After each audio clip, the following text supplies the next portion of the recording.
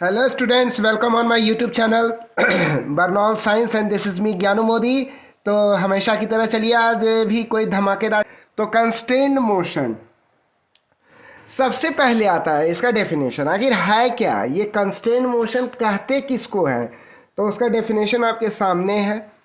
तो ये दरअसल में कि मोशन जो कि अकर करता है कब, जब बॉडी को हम लोग अलाउ करते हैं कि वो सिर्फ एक ही डायरेक्शन में मूव करे। इस तरह का जो मोशन होता है ना, जिसमें बॉडी को रेस्ट्रिक्ट कर दिया जाता है, यानी उसको कंस्ट्रेन कर दिया जाता है कि वो एक ही डायरेक्शन में मूव कर सकता है ना। तो मतलब कि इस तरह के मोशन को हम लोग क्या बोलते हैं, कंस्ट्रेन्ड मोशन।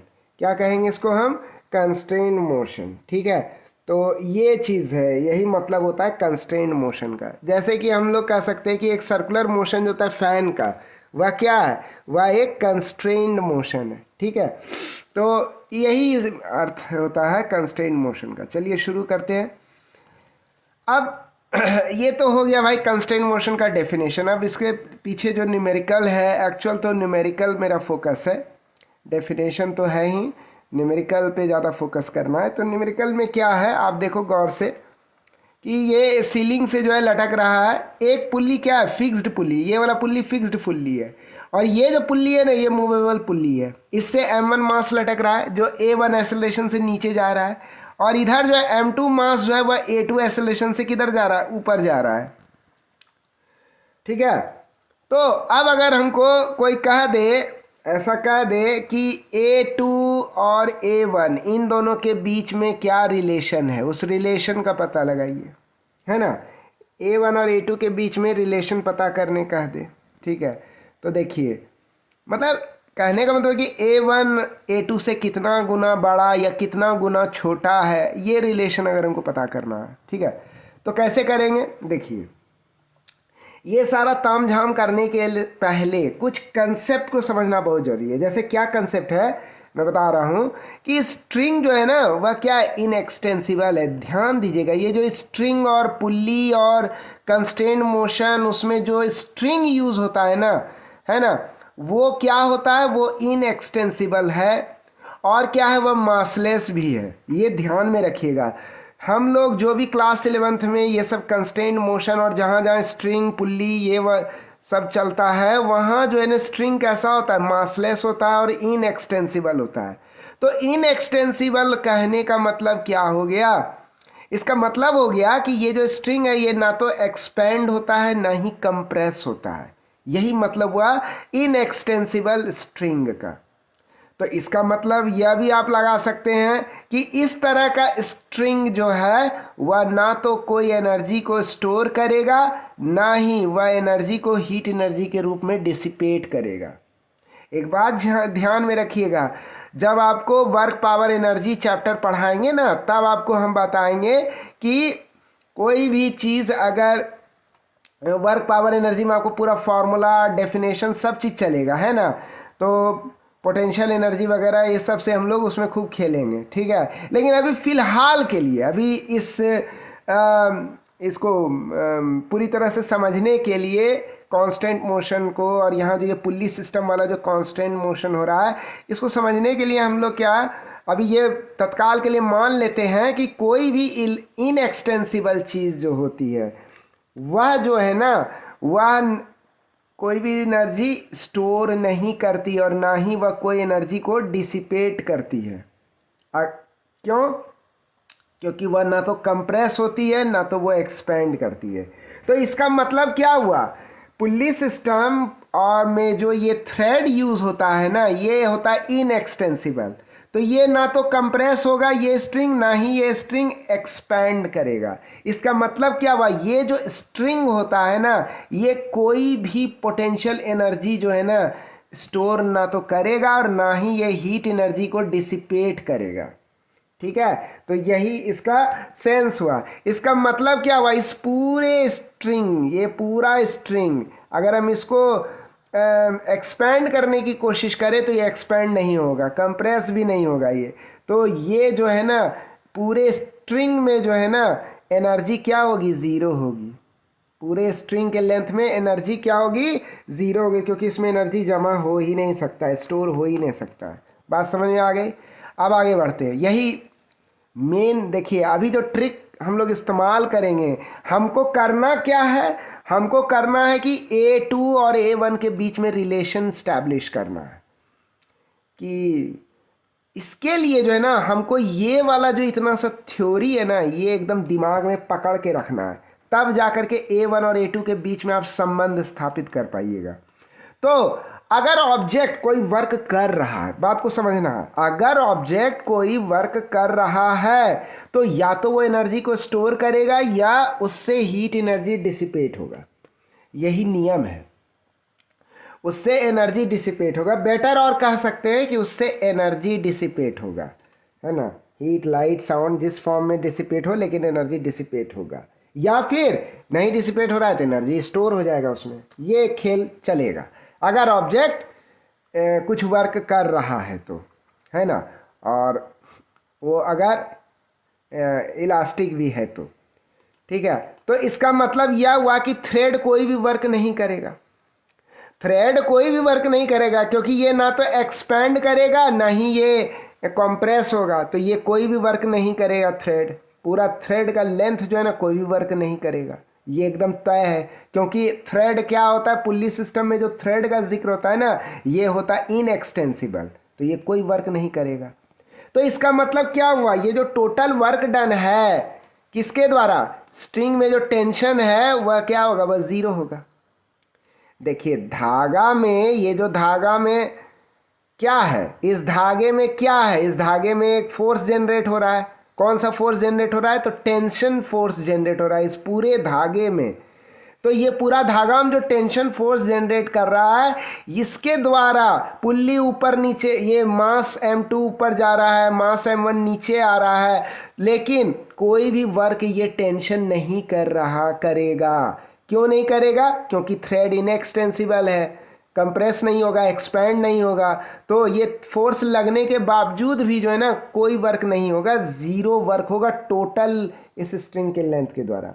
क्लियर हो गई बात। बहुत गुण रहस्य बता रहे हैं, समझना है, एकदम ध्यान देना है। अब क्या है कि ये जो वर्क डन है टेंशन के द्वारा, समझिएगा जरा कि ये अब हम पार्ट पार्ट कर देते हैं। ये हो गया थ्रेड का फर्स्ट पार्ट, ये हो गया थ्रेड का सेकेंड पार्ट, और ये हो गया थ्रेड का थर्ड पार्ट। कंप्लीट हो गया ये पार्ट। तो फर्स्ट पार्ट में जो है ना, अगर मान लीजिए थोड़ा देर के लिए कि वर्क डन, यानी कि ये टेंशन फोर्स के कारण इस थ्रेड में, ध्यान दीजिए हम क्या बोले थे कि पूरे स्ट्रिंग के द्वारा जो टोटल वर्क डन होगा ना वह जीरो होगा, क्योंकि स्ट्रिंग इनएक्सटेंसिबल है, इसीलिए वो टोटल वर्क डन जीरो होगा। और ये जो थ्रेड का जो फर्स्ट पार्ट है, ये वाला पार्ट, इसके द्वारा जो वर्क डन होगा ना, इसमें जो मौजूद टेंशन फोर्स है, ये जो टेंशन है, टेंशन क्या है, ये भी एक तरह का फोर्स है, इस टेंशन फोर्स के द्वारा जो वर्क डन होगा फर्स्ट पार्ट ऑफ स्ट्रिंग के द्वारा, वह होगा WI। वह क्या होगा, वह होगा WI होगा। तो ये हो गया, WI हो गया। अब क्या है, तो ये WI हो गया। और ये जो सेकेंड पार्ट है ना, मान लीजिए कि इसके द्वारा किया गया वर्क डन क्या हो गया, W2 हो जाएगा। और थर्ड पार्ट के द्वारा क्या हो जाएगा, वर्क डन, थर्ड पार्ट जो है स्ट्रिंग का, उसमें जो टेंशन फोर्स है उसके द्वारा वर्क डन क्या हो जाएगा, W3 हो जाएगा। तो पूरा स्ट्रिंग का लेंथ के द्वारा किया गया वर्क डन क्या होगा, W टोटल। ये होगा work done by the first part of the string plus work done by the second part of the string plus work done by the third part of the string. तीनों को जोड़ देंगे तो क्या निकल जाएगा, पूरे थ्रेड के द्वारा किया गया वर्क डन।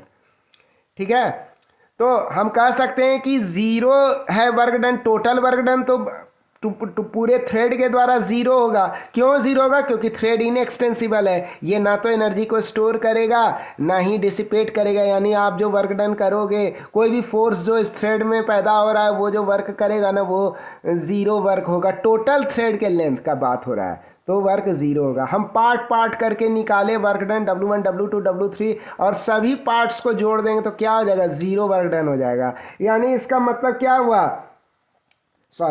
इसका मतलब क्या हुआ, स्ट्रिंग का जो फर्स्ट पार्ट है, ये क्या है, स्ट्रिंग का फर्स्ट पार्ट के द्वारा जो वर्क डन होगा, फर्स्ट पार्ट कौन सा, ये वाला पार्ट, ये जो यहाँ से यहाँ तक पार्ट है ना, ये स्ट्रिंग का फर्स्ट पार्ट है।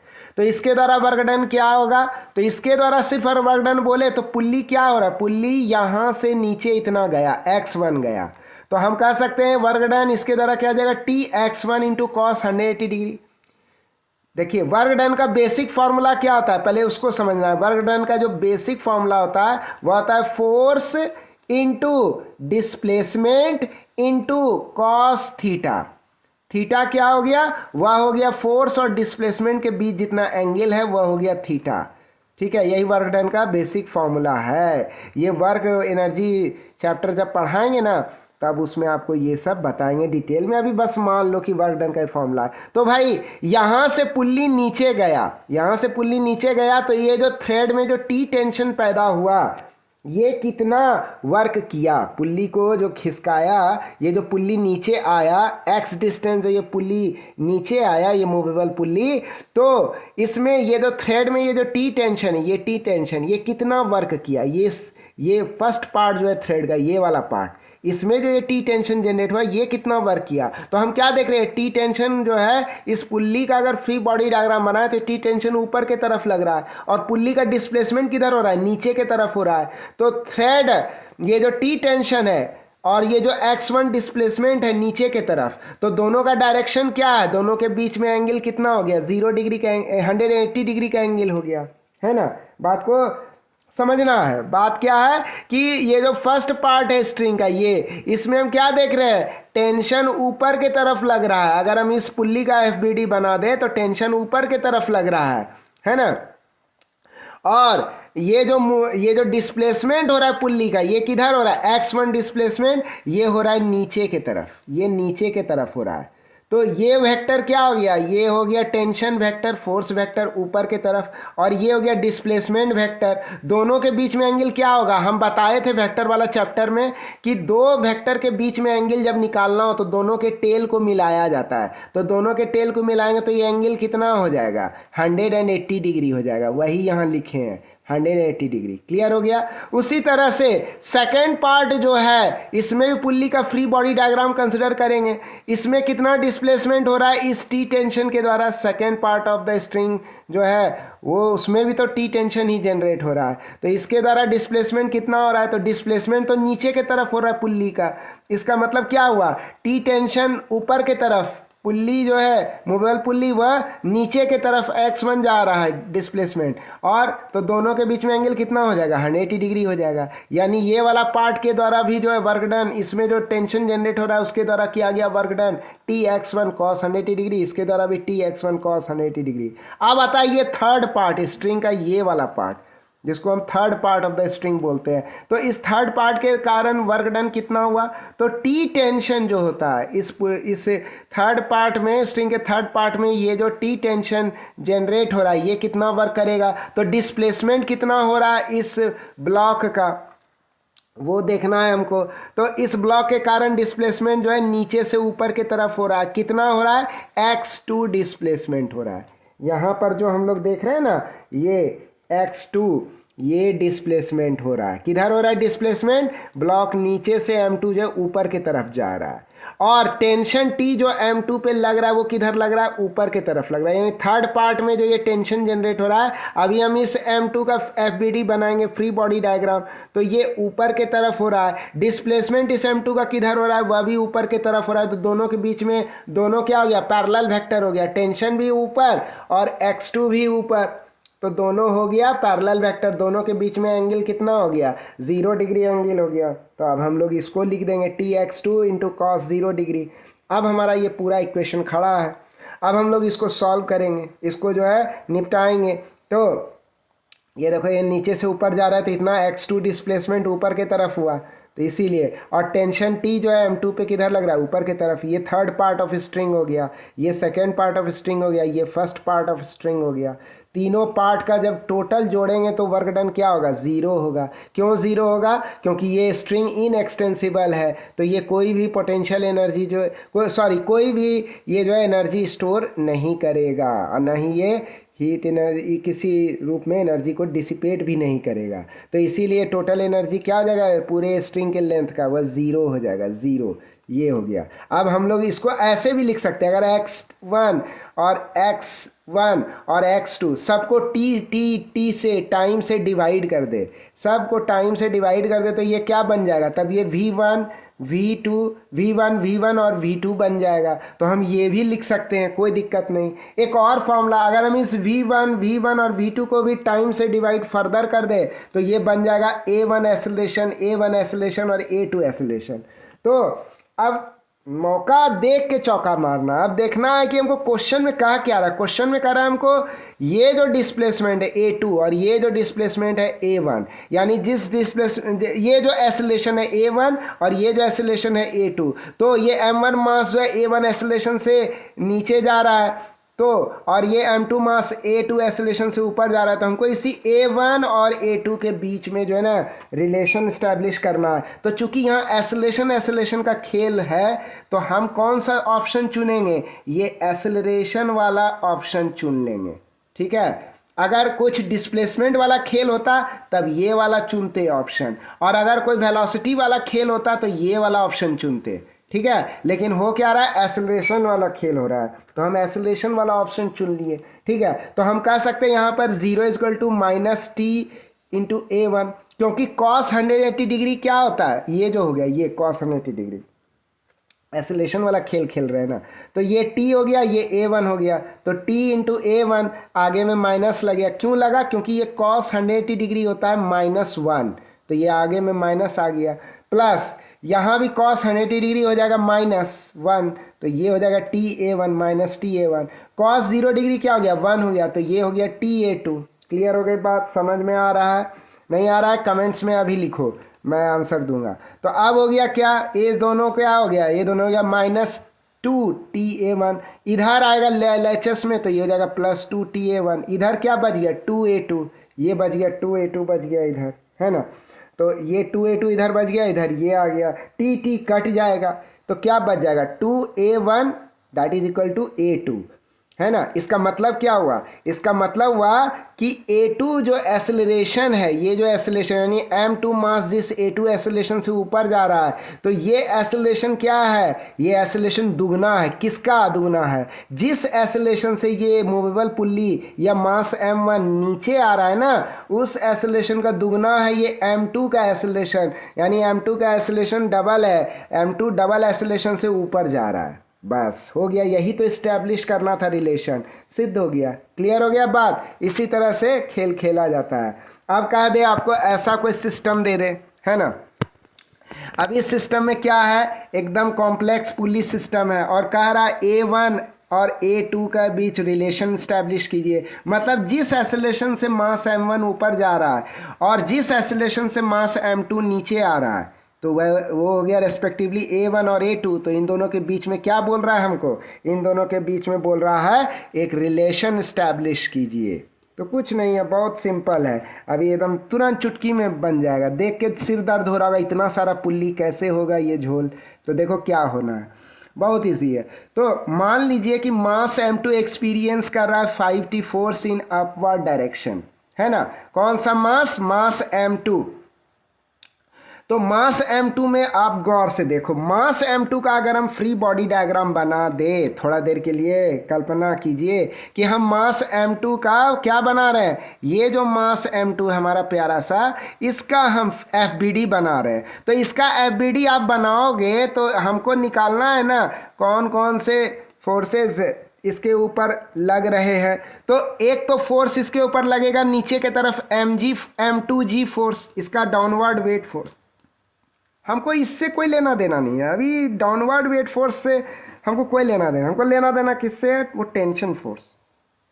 तो आप देख लो, एक टेंशन फोर्स ये वाला लग रहा है, हाँ, इस M2 मास पे इधर लग रहा है। ये कौन सा फोर्स हो गया, ये हो गया T टेंशन ऊपर के तरफ। एक दूसरा फोर्स लग रहा है, ये 2T ऊपर के तरफ लग रहा है, एक और 2T लग रहा है ऊपर की तरफ। तो यानी 2T और T, ये इतना सा फोर्स इसके ऊपर लग रहा है, इधर लग रहा है और एक इधर लग रहा है ऊपर की तरफ, है ना। ये टोटल फोर्स लग रहा है, लेकिन मेरा लेना देना इससे कुछ नहीं है, डाउनवर्ड mg फोर्स नहीं, ये सभी टेंशन फोर्सेस जो लग रहे हैं इसके ऊपर ना, मेरा लेना देना उसी से है। तो हम कह सकते हैं मास M2 एक्सपीरियंस कर रहा है 5t force, 2t plus t, ऊपर के तरफ 5t फोर्स रहा है सॉरी, और एक चीज़ आप देख लो, हमको ये पूरा स्ट्रिंग के बारे में कह सकते हैं कि वर्क डन क्या होगा, टोटल स्ट्रिंग लेंथ के द्वारा वर्क डन क्या होगा, 0 होगा, है ना, क्योंकि इनएक्सटेंसिबल स्ट्रिंग है।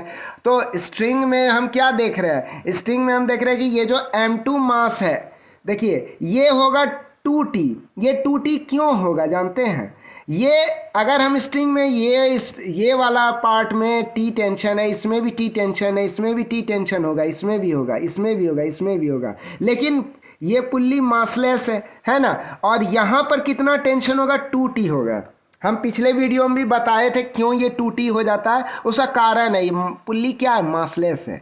ध्यान दीजिएगा, जितना भी ये पुल्ली वाला प्रॉब्लम होता है, कांस्टेंट मोशन वाला प्रॉब्लम होता है ना, उसमें जो भी पुल्ली आप देख रहे हो ना, वो सब क्या है, मासलेस पुल्ली है। इसको हमेशा ध्यान में रखना, कभी भी आपको ऐसा नहीं किया जाएगा कि आपको मास वाला पुल्ली दे दिया जाएगा परेशान करने के लिए, कुछ नहीं, आपको जब भी दिया जाएगा मासलेस दिया जाएगा। अगर ये मासलेस है तो हम अगर net force equation vertical axis के अलोंग बना दे तो हम कह सकते हैं, हम क्या कह सकते हैं, ये पुल्ली अगर ऊपर जा रहा है तो ऊपर जा रहा है, मान लीजिए ये ऊपर जा रहा है, कुछ एक्सेलरेशन से ऊपर जा रहा है, मान लीजिए ए डैश एक्सेलरेशन से ऊपर जा रहा है, सपोज थोड़ा देर के लिए आप मान लो, और ये जो है इसके ऊपर फ्री बॉडी डायग्राम इसका बनाए तो क्या हो जाएगा, ये हो जाएगा टी, ऊपर के तरफ मान लीजिए पॉजिटिव कोऑर्डिनेट मानते हैं तो टी प्लस टी, नीचे के तरफ निगेटिव कोऑर्डिनेट माने हैं, और नीचे मान लिए एफ टेंशन, एफ टेंशन, ये मान लिए एफ टेंशन लग रहा है।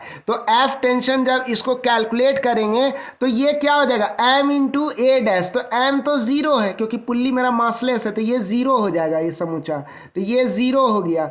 और इधर क्या हो गया, इधर हमारा माइनस एफ है, तो ये इधर हमारा हो गया माइनस एफ, ये माइनस एफ हो गया इधर, और क्या हो गया, प्लस 2t हो गया, टी जुड़ गया।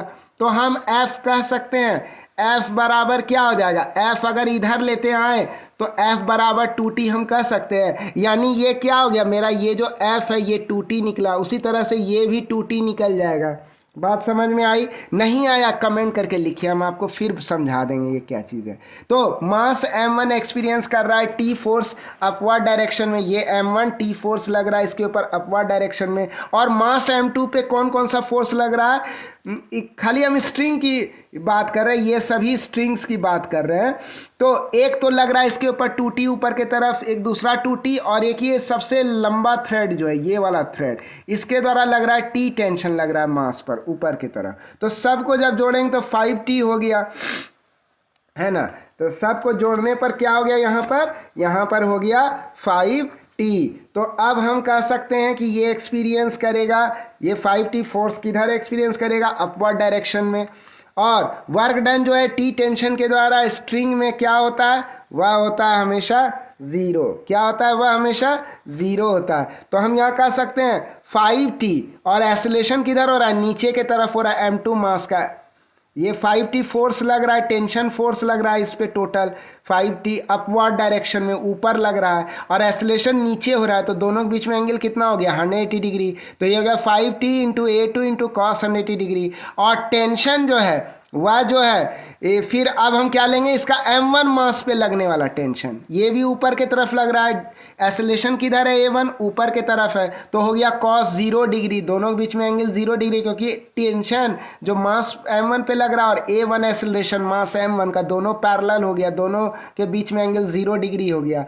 और तो इसको जब हम लोग सॉल्व करेंगे ये 0 होगा, क्योंकि ये थ्रेड, जो भी थ्रेड यूज़ हो रहा है इसमें, चाहे m2 मास और इस पुल्ली के बीच में हो, या फिर ये वाला थ्रेड जो लॉन्गेस्ट थ्रेड है इसमें जो भी है, जो भी थ्रेड यूज़ हो रहा है सब इनएक्सटेंसिबल और मासलेस है, और सभी को जोड़ने पर जो हमारा टोटल वर्क डन आएगा ना वो हमेशा 0 आएगा। तो ये 0 हो गया। फाइनली अब हम कह सकते हैं इस तरह का इक्वेशन खड़ा हो गया। अब जब ये इक्वेशन तैयार है तो अब हम इसको कह सकते हैं -5t इंटू a2, इधर हो गया t इंटू a1, ये हो गया 5t into a2 that is equal to t into a1, और अब हम लोग कह सकते हैं 5 into a2 that is equal to a1। Clear हो गया। तो फाइनली ये टी टी कट गया तो ये हो गया 5a2 इंटू A1। तो हम कह सकते हैं कि A1 एसेलरेशन जो है यानी कि मास M1 का जो एसेलरेशन है ऊपर की तरफ वो जो 5 गुना ज़्यादा है किससे, ये जो M2 का एसेलरेशन है नीचे की तरफ उससे। तो इस प्रकार ये प्रॉब्लम भी हमारा क्या हुआ, सॉल्व हो गया। और हमको लगता है कि काफ़ी इन्जॉय किए होंगे इस मज़ेदार एनिमेशन के साथ, काफ़ी अच्छा लगा होगा। तो ये था हमारा आज का वीडियो कांस्टेंट मोशन पर क्लास 11 फिजिक्स। तो मुझे पूरी उम्मीद है आपके बहुत पसंद आया होगा ये वीडियो। अच्छा लगा आप हमारे इस प्यारे से यूट्यूब चैनल बर्नौल साइंस को लाइक कीजिए, सब्सक्राइब कीजिए, बेल आइकन को हिट कीजिए, है ना, ज़्यादा से ज़्यादा फ्रेंड्स को शेयर कीजिए। सो फॉर टिल देन हंसते रहिए, खुश रहिए, मुस्कुराते रहिए। मैं ज्ञानू मोदी आपसे इजाज़त चाहूँगा, मिलेंगे आपसे नेक्स्ट वीडियो में। Thanks for watching the video.